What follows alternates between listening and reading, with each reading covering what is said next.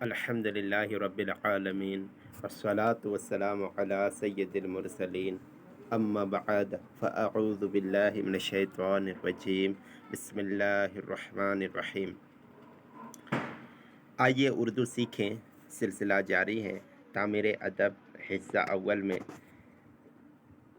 سے ایک سبق آج انشاءاللہ پڑھنے کی کوشش کریں گے۔ سبق کا مشق اس طرح ہے کہ مرکبات پڑھنے کی مشق۔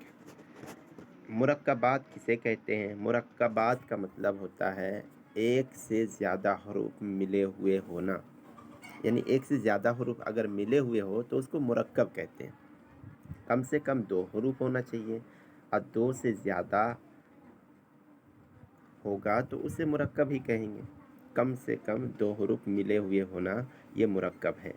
آئیے اس کو رواں پڑھتے ہیں۔ رواں کا مطلب متن بھی ہوتا ہے، سیدھی سیدھی پڑھتے چلے جائیں گے۔ اس کو مشق کیجئے، جیسے لانا، آنا، داتا، ہارا، آرا، کالا، جالا، آٹا، لاتا، پالا، گانا، تاگا، کاٹا، لایا، کانا، راجا، اجلا، تاگا، مارا، تارا، آجا۔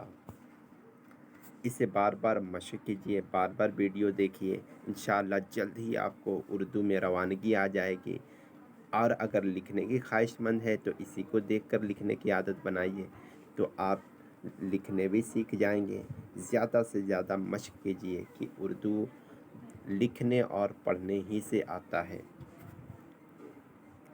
انشاءاللہ پھر دوسرے ویڈیو میں دوسرا سبق اسے شروع کریں گے کہ اس کو کیسے پڑھا جاتا ہے انشاءاللہ العظیم۔ تب تک کے لیے اپنا خیال رکھیے، خوش رہیے، خوب محنت کیجیے۔